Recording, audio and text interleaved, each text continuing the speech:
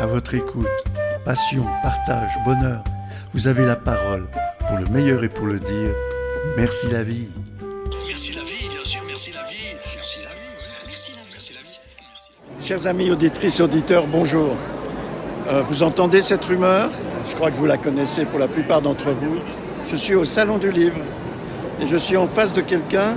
Il y a quelque temps, il m'avait régalé de ses écrits quelques jours avant qu'on les trouve, avant que vous l'achetiez. C'est donc Les Brumes du Clos du Doubs et c'est donc Jacques Jeanneret que j'ai en face de moi. Jacques, au moment où tu as pris ta plume, est-ce que tu pensais te retrouver ici quelques temps plus tard?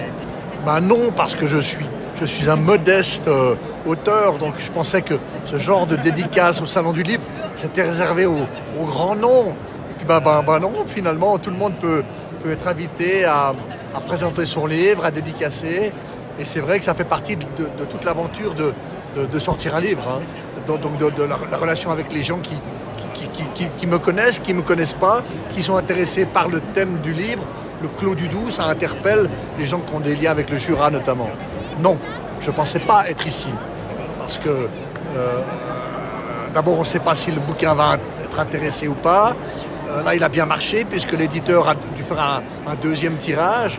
Donc ça, c'était déjà un succès parce qu'au départ, on ne sait pas si les gens vont s'intéresser à ce genre de livre. Hein. Finalement, le bouquin a plu, il plaît. Il y a beaucoup de critiques littéraires qui l'ont bien noté. Donc c'est gratifiant. Voilà. Alors, quand on prend la plume comme ça, c'est pas la première fois. Tu faisais ça au Journal de Genève il y a de nombreuses années. Mais là, avec ce succès, parce qu'on peut dire que c'est un succès aujourd'hui, est-ce que ça te chatouille quelque part de dire je referais bien un autre écrit? Ah oui, bien sûr. Bien sûr que ça chatouille. J'ai 2 projets dans ma tête, mais qui se passeraient plutôt à Genève. Un de nouveau juste avant la Deuxième Guerre mondiale et un truc plus actuel, une sorte d'énigme, pas un roman policier, parce que j'ai pas du tout envie d'écrire de roman policier, mais j'ai envie d'écrire, comme ce premier bouquin, un livre qui parle des gens, qui parle de leur vie de tous les jours. Et au fond, j'ai eu beaucoup de commentaires sur le premier livre, de l'enracinement local, des petites histoires locales, des faits historiques, des éléments géographiques locaux. Et ça plaît aux gens, ça plaît aux gens. Et moi, j'aime bien parler de ça aussi, de la vie des gens. C'est marrant parce que quand j'ai lu ton ouvrage, je me suis dit, j'espère que les Jurassiens vont le lire, mais je me rends compte qu'il n'y a pas besoin d'aller jusqu'au Jura, puisqu'il est tellement bien vendu à Genève. Oui, alors il est bien vendu à Genève, mais il est aussi très bien vendu dans le Jura. Ça a interpellé les Jurassiens, même les médias, puisque j'ai été interviewé sur Radio Fréquence Jura, mais aussi sur le quotidien jurassien. J'ai eu une demi-page.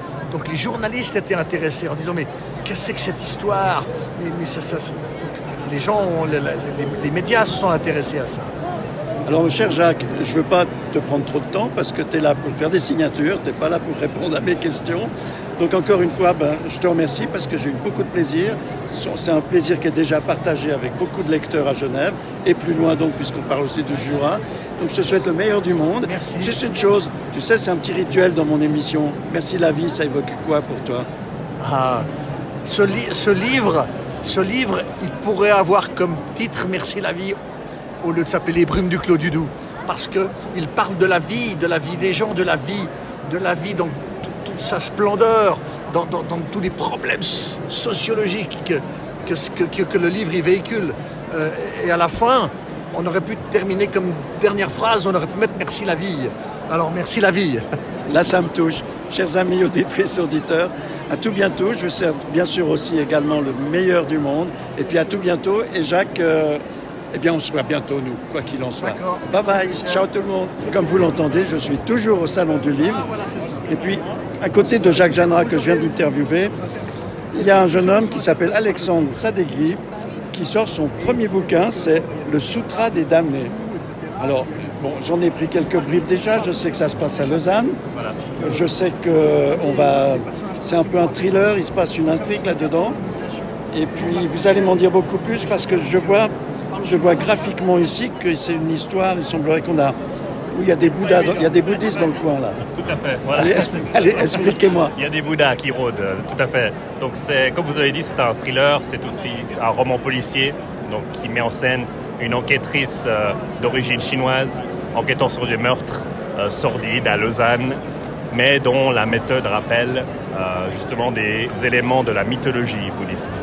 Donc une mythologie qui, j'ai pu apprendre est un peu moins connue que un peu les connaissances surfaciques un peu du bouddhisme qu'on a ici en Occident. Donc voilà, peu à peu, elle va décortiquer cette énigme, tisser des liens entre la Suisse et l'Asie de l'Est et découvrir un peu des secrets cachés sous la surface de la ville. Alors, il faut des références historiques pour faire un ouvrage tel que celui-ci. Oui, tout à fait. Donc références historiques, culturelles, transculturelles même, je dirais.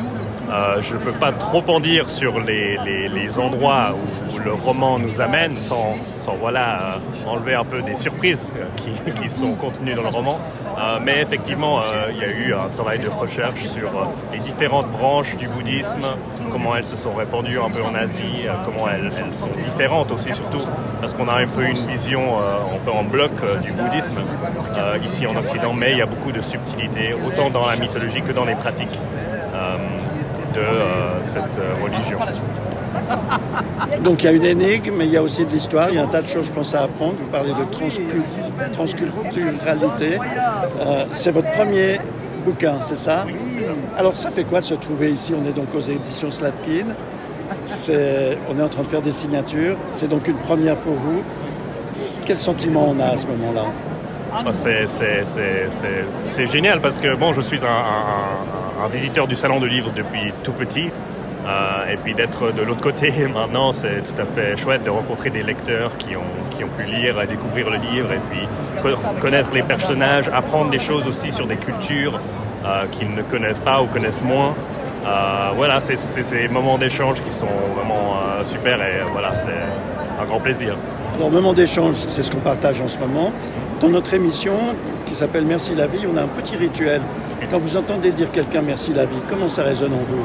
Merci la vie. Bon, moi, je sais pas si c'est moi qui suis censé remercier, mais moi, j'ai beaucoup de gratitude envers la vie de m'avoir permis d'avoir justement d'être à l'intersection de deux cultures, parce que ma maman est donc chinoise, elle est venue en Suisse. Mon père est d'origine suisse.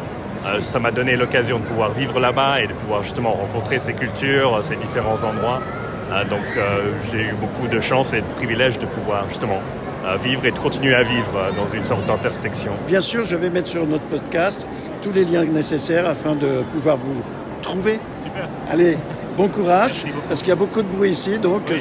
je tiens à présenter mes excuses auprès des auditeurs, mais vous inquiétez pas, vous arriverez certainement à lire ces ouvrages en silence. Bye bye, à tout bientôt, au revoir. Merci, au revoir. Un grand merci de votre soutien, merci de continuer à vous abonner.